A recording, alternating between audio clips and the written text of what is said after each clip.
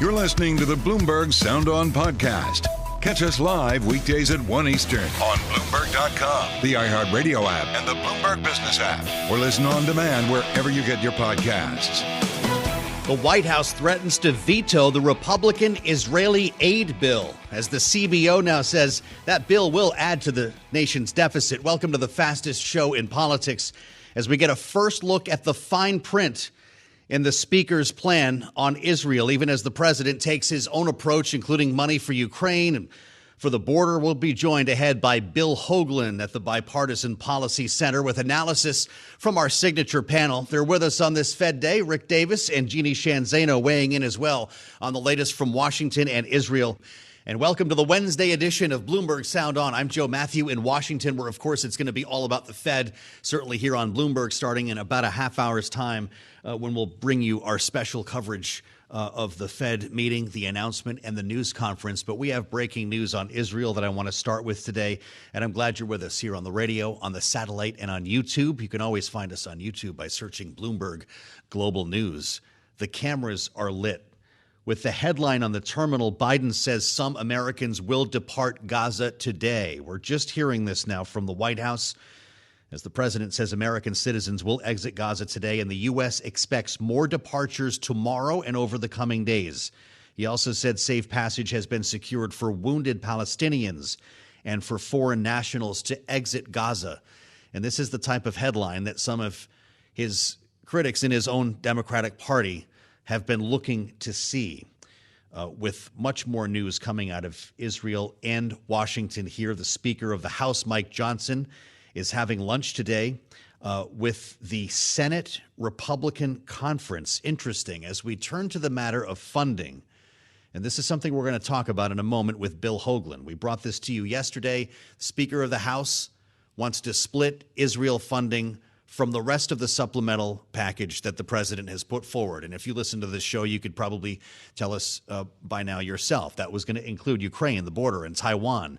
Not so, says the speaker, who's going to bring that bill to the floor tomorrow, it looks like, and it is also expected to fail. So lawmakers are weighing in now. Republicans say this is a way of keeping the government from spending too much money.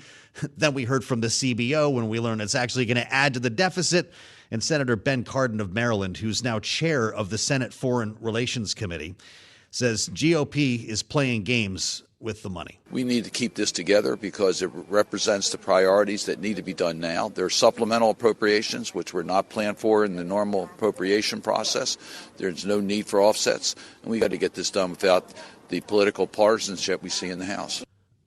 Now, that's the chair. The Republican senator from Wyoming, John Barrasso, also on that committee, says, no, this is the way it should be done, and more specifically, pay for it by defunding the IRS. I support defunding the IRS, taking that money out of that as a source of payment for the money to Israel. I want to make sure Israel has what they need to fight the war they need to fight. So there you have it from both sides of the aisle. According to the Treasury Department, if that matters to you, those thousands of IRS employees will not be targeting small businesses and regular Americans. In fact, we heard from the IRS commissioner yesterday, said these offsets would end up costing $90 billion, in fact, because of less scrutiny on tax evasion at the highest levels of wealth. So much for armed agents knocking down your door. This is where we start with Bill Hoagland. Senior Vice President of the Bipartisan Policy Center, spent many years working on Capitol Hill, knows how the sausage is made, and might be helpful here with a reality check. Bill, two questions. Your thought, number one, on just putting Israel funding alone on the floor, knowing that it likely doesn't have support, but two, paying for it with IRS funding, calling it an offset when it's actually going to cost more. Maybe you can help me rationalize this. Well, thank you for having me, Joe. This is an area where it seems that Republicans like to go to, and that is reducing the IRS budget. We've been here, as you recall, back in the spring when we were dealing with the debt limit, increasing the debt limit and finding offsets.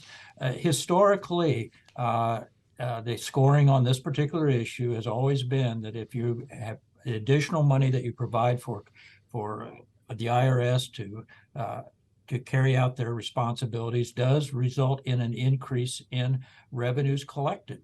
And so I'm an old CBOer, so I'll be a little biased here, but I think CBO is right that if you're cutting $14 billion out of the IRS budget, then you shouldn't expect then the revenues that were anticipated to come in. So I think this is a unfortunate situation. Literally, as we speak here right now, Joe, the Senate is voting on a Senator Rand Paul amendment to the Senate appropriation bill to reduce the IRS funding, and it's going to fail. So I think we'll get over this. And as you mentioned in your comments earlier, I think the House does not have the votes to use the IRS as an offset. This is an emergency. In the past, when we've had emergencies, yes, we don't usually offset, let's say, disaster spending. And I think this is a critical emergency that I'd like to see it offset, but I'd like to see it offset with real spending reductions as opposed to the IRS budget. Okay, we'll see if that happens. I'm assuming that we won't get that far with this legislation, but does the Senate lead the way here then, Bill? They're looking at a combined appropriations bill that would include the money for Ukraine that I know turns off a lot of House Republicans. Well, I think we're probably headed toward a situation, Joe, here in about 2.5 weeks when we're up against another possibility of a government shutdown when the current continuing resolution runs out. I think all this is going to get bunched up as it relates to that next continuing resolution around the middle of November, where we'll probably have a situation where we will have both funding for Ukraine and I think Israel. But also, most importantly, as we have to keep remembering that the president's request does also include about a similar amount, about $14 billion, the same amount for Israel, for border security here in the United States, for new border patrol agents, new immigration judges, and asylum officers and custom officers. So I think where we're headed here is a combination getting up against that deadline on November the 17th, when we'll see this coming to a head once again. I think the Senate's going to play a pretty big role here in terms of what they send over the House. I think this is going to be a major test for the new speaker, and it could lead to here we go again. It could lead to a potential shutdown. But I hope that we can get over this and we can find a solution where we have both the funding that we need here on the domestic side of the equation, or our border security, as well as some disaster response. We keep forgetting that the president not only had a request for the for Israel and Ukraine and border, but he also had something for about a $55 billion for disaster relief. We still have FEMA problems. We still have some issues of sorting with the issues around the child care stabilization fund. So we have a lot. They have a lot to do in a very short amount of time. I want you to picture this as we understand the Speaker of the House is attending the Senate Republican lunch today. CNN reporting he was flanked by Senators Rick Scott and Ted Budd on the way in and did not answer questions. Does this sound like a meet and greet to you, or a real conversation about what you and I are talking about? Well, we always have the policy lunches, and I'm not there. I can't say exactly what's going on, but no, I think they have. I think there's a lot of senators who do not know the new speaker, have not met him. This is an opportunity at least to have an initial reaction, but I think they will get down. They'll have to get down to some substantive discussion very quickly about where the Senate's headed and where the speaker wants to go, and what they'll be able to work out between the two chambers going forward. Once again, I have to believe this is going to come down to no surprise coming from the Bipartisan Policy Center, that you're going to have to find a solution here that includes both Democrats and Republicans at the end of the day. That may cause, again, problems for the new speaker, as it did for Mr. McCarthy. But this is too important of an issue not to find some quick bipartisan solutions to providing the aid that Israel needs, that Ukraine needs, and our borders need. We're talking with Bill Hoagland at the Bipartisan Policy Center, and you mentioned the word that I might not have brought up otherwise, and that's shutdown. But it's important to note what's not going to make headlines today, Bill, and that is the House Rules Committee taking up transportation, housing bill, and interior environment spending bill, along with the supplemental budget request. And I know the Senate is taking up minibus today. There are actually professionals who should be taken seriously, who are working behind the scenes to do the real work of the legislature. The question is, can they get anything done in time? Do you think this new speaker makes the idea of a shutdown more or less likely? Well, I think the speaker had made it very clear, and part of his selection process was to agree that the House would pass what we call the 12 regular appropriation bills. And as you say, Joe, yep, they have passed. They still have 7 bills to do. They've outstanding and transportation, legislative branch, financial securities, interior, and agriculture. They still have to do those individual bills, and that's what they're doing in the House. And I think that's what the speaker said he would do. He'd pass those bills individually. The difficulty is going to be that, of course, that's fine, but we have a United States Senate that's also trying to get its 12 bills done, and it has not passed any of them yet, and that's why they're bundling their bills into three packages of 3, and they'll end up, I think, probably they'll have to go to conference and work this out. This is all going to come down once again to another continuing resolution. I don't think there's any question that we're going to have a continuing resolution. I think the Senate has made that clear. I think even the House Speaker expects they'll have to have a continuing resolution. And the question will be that as it was back on October the 1st, will that be at the current level, which caused Mr. McCarthy some problems? But I see they are working their best just to do the basic funding that they have to do for the current fiscal year that we're in, fiscal year 24, that began here a month ago. Yeah. It's always great to spend time with you, Bill. Do you think the motion to vacate will be beefed up at all? Are they going to raise the threshold on this, or is it going to stay the same way it is, looming over this speaker?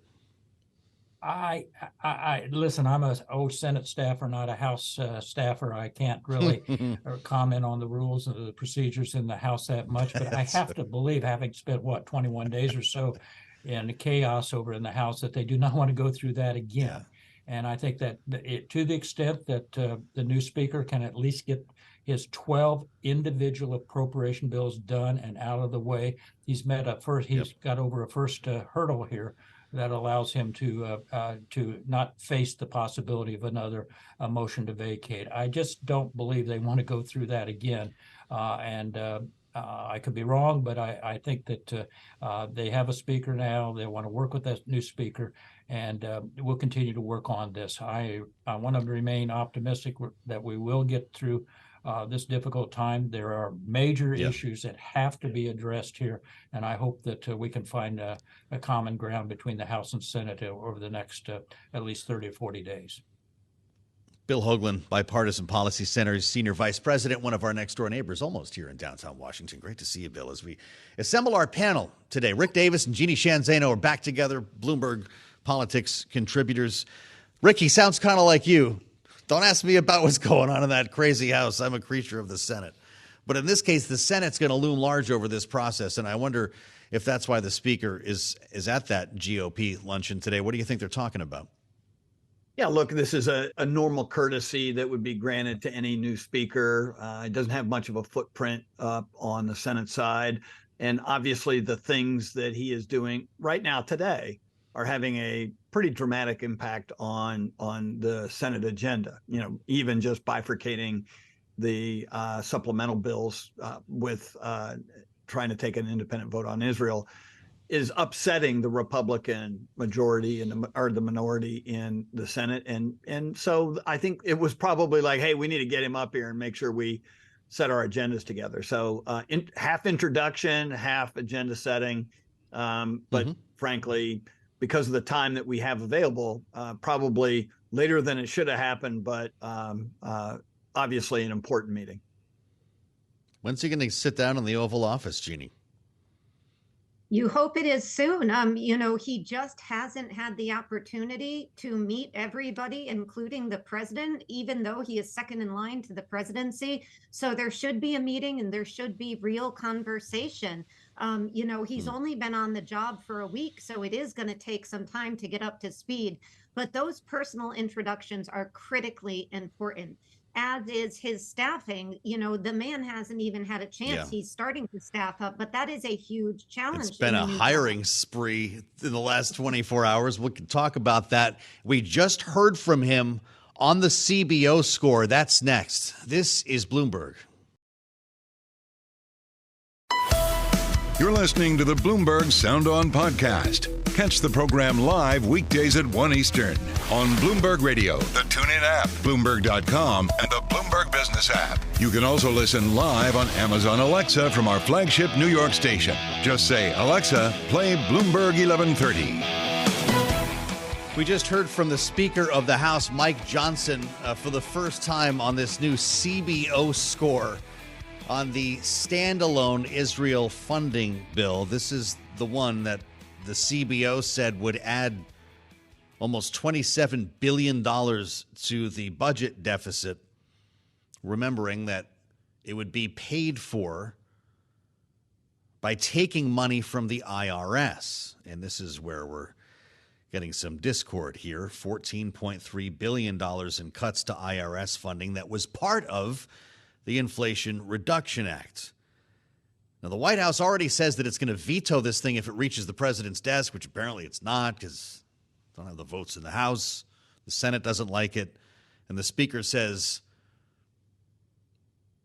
I guess, pay no attention to the fine print. Here Be careful, everybody be careful. Were you surprised by the CBO score, sir? Not surprised at all. Only in Washington, when you cut spending, do they call it Are you alarmed an by the increase in the CBO deficit. score? Only in Washington, when you cut spending, do they call it an increase in the deficit. Let's assemble our panel for their take. Jeanne, Zaino, and Rick Davis are with us. The math is difficult to argue with here. Rick, am I missing something? Yeah, I think the political overlay to this, right? The American public hears that the Speaker is trying to cut funding. Maybe a little of that seeps into, oh, by the way, it's the IRS. And virtually none of that will go to, oh, the CBO says that'll increase the deficit. I mean, like, CBO doesn't have a mouthpiece like the Speaker does. Mm-hmm. But then there's reality, right, Jeanne? That's right. And we talked about this yesterday. And so only somebody trying to play political games, and not very effectively, by the way, would try to pull the wool over people's eyes and pretend that they didn't realize that cutting this money to the IRS would actually decrease revenue and increase the deficit. It is a pay for it that doesn't pay for anything. We do need to pay for our spending, but you have to do it in a fiscally responsible way. And even somebody, I don't know, in maybe third grade math can figure out that when you cut IRS enforcement, you diminish our ability to collect money that the government needs to keep funded. And so Mike Johnson should know that. I am terribly concerned if he doesn't realize that, but I think he realizes it, and he's trying to play political games. And the politics aside, all thinking people realize this is the reality. It doesn't take a math genius. This has nothing to do with Washington. This is to do with Mike Johnson trying to play political games.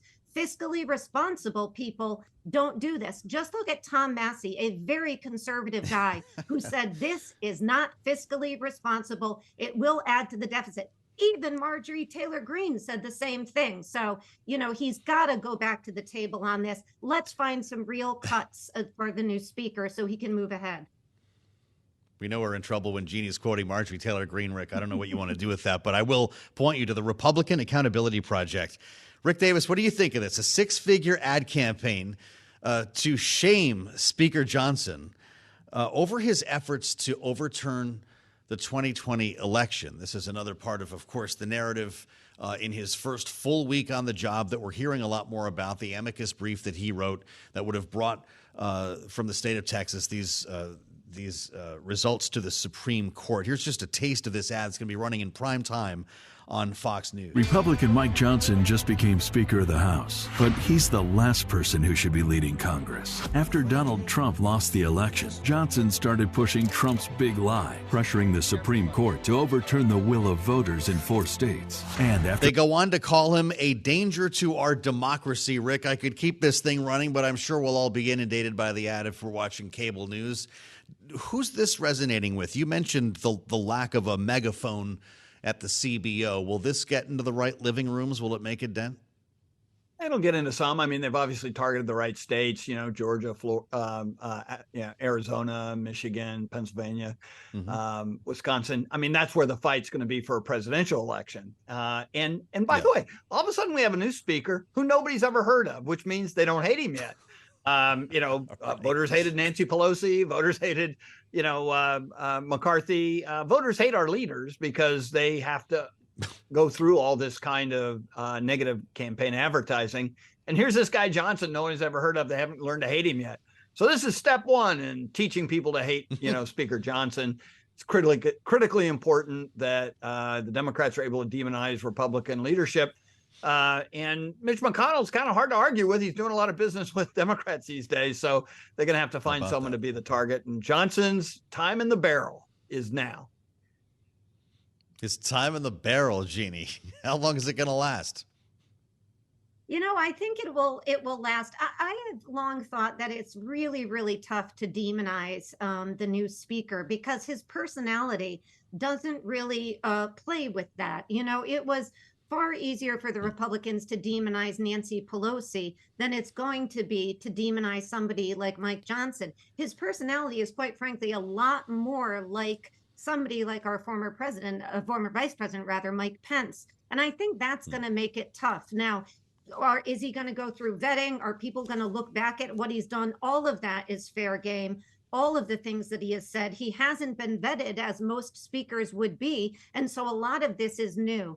But I think unless he changes his tone in a distinct way, that demonization is going to be hard. But I do think anybody who plays a role in trying to say the 2020 election was stolen, that is fair game to say, look, folks, this is who is leading this party. Do you feel safe putting your trust in this party to run the House? I think that's fair game. He's the one who led the charge quietly as he did.